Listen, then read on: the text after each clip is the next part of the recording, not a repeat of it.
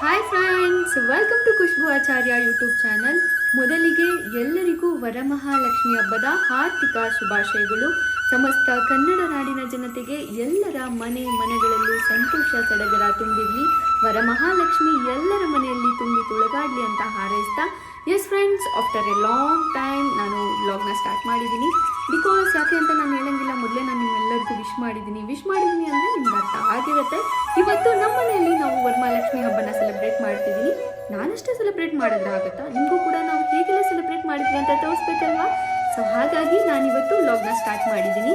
S friends, after a long time, ಎಷ್ಟು ದಿನ ಆಗಿತ್ತು ಲಾಸ್ಟ್ ಟೈಮ್ ಡೆಲ್ಲಿ ವ್ಲಾಗಲ್ಲಿ ನಾನು ನಿಮ್ಮನ್ನ ಭೇಟಿ ಆಗಿದ್ದು. ಸೊ ಡೆಲ್ಲಿ ವ್ಲಾಗ್ ಆದಮೇಲೆ ನಿಯರ್ಲಿ 3-4 ಮಂತ್ಸ್ ಆಯ್ತಾ ಬಂತು. ಇವತ್ತು ನಾನು ವ್ಲಾಗ್ ಮಾಡ್ತಿದ್ದೀನಿ. ಯಾಕೆ ಮಾಡೋಕ್ಕಾಗಿಲ್ಲ ಅಂತ ಹೇಳಿದ್ರೆ, ನಿಮಗೆ ಗೊತ್ತು, ವರ್ಕಿಂಗ್ ವುಮನ್ ಅಂದಮೇಲೆ ವರ್ಕ್ ಪ್ರೆಷರ್ ಇದ್ದೇ ಇರುತ್ತೆ. ಸೊ ಆ ವರ್ಕ್ ಬ್ಯಾಲೆನ್ಸ್ ಮಧ್ಯೆ ವ್ಲಾಗ್ಗೆ ಟೈಮ್ ಕೊಡೋಕ್ಕಾಗಲಿಲ್ಲ. ಹಾಗಾಗಿ ಇವತ್ತು ಸ್ಪೆಷಲ್ ಲೊಕೇಶನ್ ಅಲ್ವಾ. ಆ್ಯಂಡ್ ಮೋರ್ ಓವರ್, ನಮಗೆ ಈ ಹಬ್ಬ ತುಂಬಾ ಸ್ಪೆಷಲ್. ಯಾಕೆ ಅಂತ ಕೇಳ್ತೀರಾ? ಯಾಕೆ ಅಂತ ಹೇಳಿದ್ರೆ, ನಾವು ಕಳೆದ 1 ವರ್ಷದಿಂದ ನಮ್ಮ ಮನೆಯಲ್ಲಿ ನಾವು ಯಾವುದೇ ಹಬ್ಬಗಳನ್ನ ಕೂಡ ನಾವು ಸೆಲೆಬ್ರೇಟ್ ಮಾಡೋಕ್ಕಾಗಿರಲಿಲ್ಲ. ಈ ವರ್ಷ ನಾವು ಸೆಲೆಬ್ರೇಟ್ ಮಾಡ್ತಿದ್ದೀವಿ. ಸೆಲೆಬ್ರೇಷನ್ ಜೊತೆಗೆ ನಾವು ಈ ಒಂದು ಮೂಮೆಂಟ್ನ ಲೈಫ್ ಟೈಮ್ ಮೆಮೊರೇಬಲ್ ಆಗಿ ಇಟ್ಕೋಬೇಕಂತ ಒಂದು ಸ್ಪೆಷಲ್ ಒಕೇಶನ್ನ ಕೂಡ ನಾವು ಪ್ಲ್ಯಾನ್ ಮಾಡ್ತಿದ್ದೀವಿ. ಏನಪ್ಪ ಅದು ಸ್ಪೆಷಲ್ ಸರ್ಪ್ರೈಸ್ ಅಂತ ಯೋಚನೆ ಮಾಡ್ತಿದ್ದೀರಾ? ನೀವು ತಿಳ್ಕೋಬೇಕು ಅದೇನು ಒಂದು ಸ್ಪೆಷಲ್ ಸರ್ಪ್ರೈಸ್ ಅಂತ ಹೇಳಿದ್ರೆ, ನನ್ನ ವ್ಲಾಗ್ನ ಕಂಪ್ಲೀಟ್ ಆಗಿ ನೋಡಿದ್ರೆ ನಿಮಗೆ ಗೊತ್ತಾಗುತ್ತೆ. ನಮ್ಮ ಮನೆಗೆ ವರಮಹಾಲಕ್ಷ್ಮಿ ಬೇರೆ ಒಂದು ವಸ್ತು ರೀತಿಯಲ್ಲಿ ನಮ್ಮ ಮನೆಗೆ ಬರ್ತಿದ್ದಾಳೆ. ಆ ಒಂದು ವಸ್ತುನ ನಾವು ಹೇಗೆ ಅದು ವಸ್ತು ಅನ್ನೋಕ್ಕಾಗಲ್ಲ, ಅವಳು ಇವಾಗ ನಮ್ಮ ಮನೆ ಲಕ್ಷ್ಮಿನೇ ಆಗ್ತಾಳೆ. ಸೊ ನಮಗೆ ಇದು ವೆರಿ ಮಚ್ ಎಕ್ಸೈಟೆಡ್. ನಿಮಗೂ ಕೂಡ ಅಷ್ಟೇ ಎಕ್ಸೈಟ್ಮೆಂಟ್ ಇರಲಿ ಅಂತ ಹೇಳ್ತಾ, ಎಸ್ ಫ್ರೆಂಡ್ಸ್, ನಾವಂತೂ ಲಕ್ಷ್ಮಿನ ಕೂರಿಸಿದ್ದಾಯಿತು. ಲಕ್ಷ್ಮಿ ಕೂರಿಸಿ ನಾವು ಬ್ರಾಹ್ಮಿ ಮುಹೂರ್ತದಲ್ಲೇ ಪೂಜೆನ ಮುಗಿಸಿದ್ವಿ. ನಮ್ಮ ಮನೆಯಲ್ಲಿ ಲಕ್ಷ್ಮಿ ಬಂದು ಕೂತಿದ್ದಾಳೆ. ನಾವು ಏನೆಲ್ಲ ಡೆಕೋರೇಷನ್ ಮಾಡಿದ್ದೀವಿ ಆ್ಯಂಡ್ ಇವತ್ತು ನಾವು ಏನೇನೆಲ್ಲ ಮಾಡ್ತೀವಿ ಅಂತ ಅವ್ರು ನೋಡಬೇಕಲ್ಲ. ಕ್ಯೂರಿಯಾಸಿಟಿ ಇದೆ ಅಂದರೆ ನಮ್ಮ ಬ್ಲಾಗ್ನ ಕಂಪ್ಲೀಟ್ ಆಗಿ ವಾಚ್ ಮಾಡಿ. ಎಸ್ ಫ್ರೆಂಡ್ಸ್, ಬನ್ನಿ ನಾವು ಲಕ್ಷ್ಮಿ ಹತ್ರ ಹೋಗೋಣ.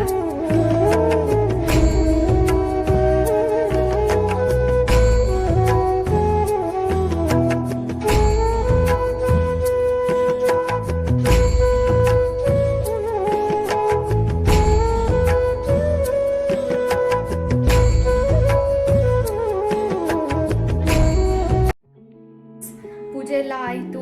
ನಾನು ನಿಮಗೆ ಮೊದಲೇ ಹೇಳಿದ್ದೆ ಒಂದು ಸರ್ಪ್ರೈಸ್ ಇದೆ ವರಮಹಾಲಕ್ಷ್ಮಿ ಹಬ್ಬದ ಪ್ರಯುಕ್ತ. ಏನದು ನಮ್ಮ ಮನೆಯಲ್ಲಿ ಒಂದು ಸರ್ಪ್ರೈಸ್ ಅಂತ ಯೋಚನೆ ಮಾಡ್ತಿದ್ದೀರಲ್ಲ. ಸೊ ಆ ಸರ್ಪ್ರೈಸ್ನ ರಿವೀಲ್ ಮಾಡುವಂಥ ಸಮಯ ಬಂದೇ ಬಿಡ್ತು. ಎಸ್, ನನ್ನ ಕಾಸ್ಟ್ಯೂಮ್ ಕೂಡ ಚೇಂಜ್ ಆಗಿದೆ. ಬಿಕಾಸ್ ಪೂಜೆ ಎಲ್ಲ ಆಯ್ತಲ್ಲ, ಇವಾಗ ನಾವು ಸರ್ಪ್ರೈಸ್ನ ನಮ್ಮ ಮನೆಗೆ ವೆಲ್ಕಮ್ ಮಾಡ್ಕೊಳ್ಳೋದಕ್ಕೆ ಅಂತ ಹೋಗ್ತಿದ್ದೀವಿ. ಸೊ ಒಂದೇ ಕಾಸ್ಟ್ಯೂಮಲ್ಲಿ ಹೋದರೆ ನನಗೂ ಬೋರ್ ಆಗುತ್ತೆ. ಹಾಗಾಗಿ ನಾನು ಈ ಕಾಸ್ಟ್ಯೂಮ್ನ ವೇರ್ ಮಾಡಿದ್ದೀನಿ. ಓಕೆ, ಏನು ಸರ್ಪ್ರೈಸ್ ಅಂತ ನೋಡಬೇಕಲ್ವಾ? ಬನ್ನಿ ಹೋಗೋಣ.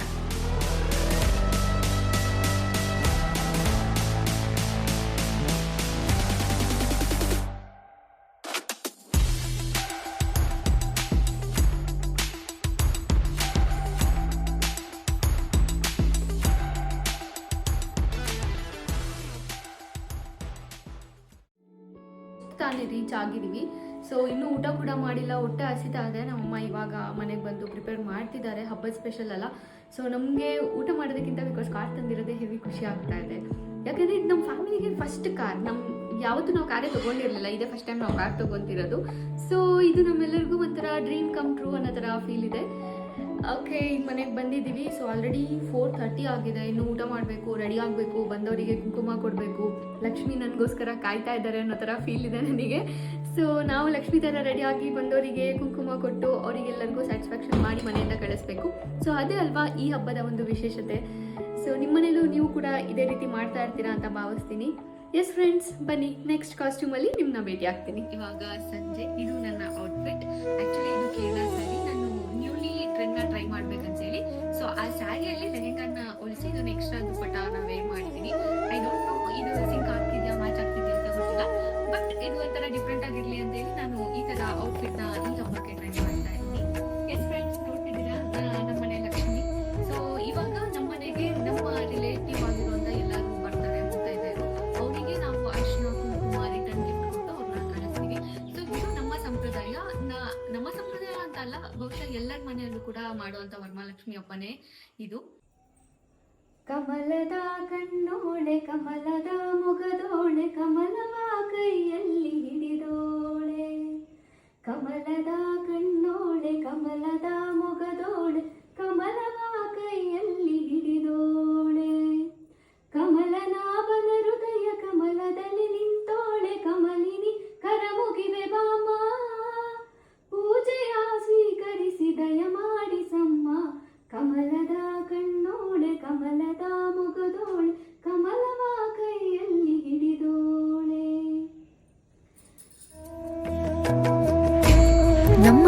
ಬಂದಂತಹ ಅತಿಥಿಗಳಿಗೆ ಇವಾಗ ನಾವು ಅರಿಶಿನ ಕುಂಕುಮ ಕೊಡ್ತಾ ಇದ್ದೀವಿ.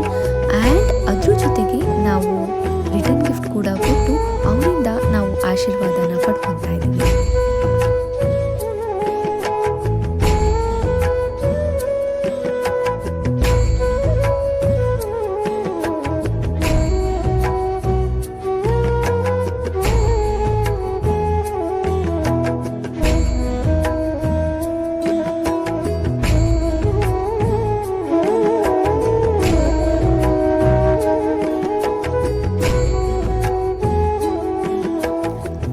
ಮುಂದಿನ ಶುಕ್ರವಾರ ರಕ್ಷಾಬಂಧನ ಹಬ್ಬ ಇದೆ. ಆ್ಯಂಡ್ ಆ ಹಬ್ಬನ ಜನಿವಾತ್ ಹಬ್ಬ ಅಂತ ಕೂಡ ಕರೀತಾರೆ. ಸೊ ನಾನು ಮುಂದಿನ ಶುಕ್ರವಾರ ಮನೆಯಲ್ಲಿರ್ಲಿಕ್ಕೆ ಆಗೋದಿಲ್ಲ. ವರ್ಕಿಂಗ್ ವುಮನ್ ಆಗಿರೋದ್ರಿಂದ ಕೆಲಸ ಮಾಡಲಿಕ್ಕೆ ಹೋಗಲೇಬೇಕು.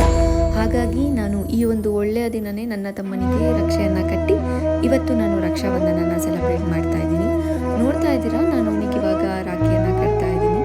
ಬಟ್ ಅವನ ವಿಷಯ ಏನಂತ ಹೇಳಿದ್ರೆ, ಪ್ರತಿ ವರ್ಷ ನಾನು ಮನೆಗೆ ಬಂದು ರಕ್ಷಾಬಂಧನ ಹಬ್ಬದ ದಿನನೇ ರಕ್ಷೆನ ಕಟ್ಟಬೇಕು ಅನ್ನೋದು ಅವನ ಒಂದು ವಿಷ್ ಆಗಿದೆ. ಬಟ್ ಈ ವರ್ಷ ಅವನ ವಿಶ್ನ ಫುಲ್ಫಿಲ್ ಮಾಡ್ಲಿಕ್ಕೆ ಆಗ್ತಿಲ್ಲ. ನೋಡೋಣ ನೆಕ್ಸ್ಟ್ ವರ್ಷ ಆದರೂ ಅವನ ವಿಶ್ ಫುಲ್ಫಿಲ್ ಆಗುತ್ತಾ ಇಲ್ವಾ ಅಂತ. ಬಟ್ ಡೆಫಿನೆಟ್ಲಿ ನೆಕ್ಸ್ಟ್ ವರ್ಷ ರಕ್ಷಾಬಂಧನ ಹಬ್ಬದ ದಿನನೇ ಬಂದು ಅವನಿಗೆ ರಕ್ಷೆಯನ್ನು ಕಟ್ತೀನಿ ಅಂತ ಹೇಳ್ತೀನಿ. ಎಸ್ ಫ್ರೆಂಡ್ಸ್, ಇಷ್ಟೊತ್ತು ನನ್ನ ವ್ಲಾಗ್ನ ನೀವು ಕಂಪ್ಲೀಟ್ ಆಗಿ ನೋಡಿರ್ತೀರಾ. ಐ ಹೋಪ್ ನಿಮಗೆಲ್ಲ ನನ್ನ ವ್ಲಾಗ್ ತುಂಬ ಇಷ್ಟ ಆಗಿರುತ್ತೆ ಅಂತ ನಾನು ಭಾವಿಸ್ತೀನಿ. ಎಸ್ ಫ್ರೆಂಡ್ಸ್, ಇದು ಈ ಒಂದು ದಿನದ complete day last video. Because ನೋಡ್ತಿದ್ದೀರಾ ನಾನು ಎಷ್ಟು ಟಯರ್ಡ್ ಆಗಿದ್ದೀನಿ ಅಂತ. ಈಗ ಆಲ್ರೆಡಿ 10:45 ಆಗಿದೆ. ಸೊ ಇವಾಗ ನಮ್ಮ ಮನೆಯಲ್ಲಿ ಎಲ್ಲರೂ ಬಂದು ಮುತ್ತೈದೆಯರು ಅರಿಶಿನ ಕುಂಕುಮ ತಗೊಂಡು ಬಾಗ್ನ ತಗೊಂಡು ಹೋಗಿದ್ದಾರೆ. ಸೊ ಕಂಪ್ಲೀಟ್ ಆಗಿ ಇವತ್ತಿನ ಒಂದು ಡೇನ ಮುಗಿಸ್ತಾ ಇದ್ದೀನಿ. ಆ್ಯಂಡ್ ನೋಡ್ತಾ ಇದ್ದೀರಾ, ನಮ್ಮ ಲಕ್ಷ್ಮಿ ಕೂಡ ತುಂಬ ಟಯರ್ಡ್ ಆಗಿದ್ದಾಳೆ ಅಂತ ನನಗೆ ಫೀಲ್ ಆಗ್ತಿದೆ. I don't know whether it is true or not ಅಂತ.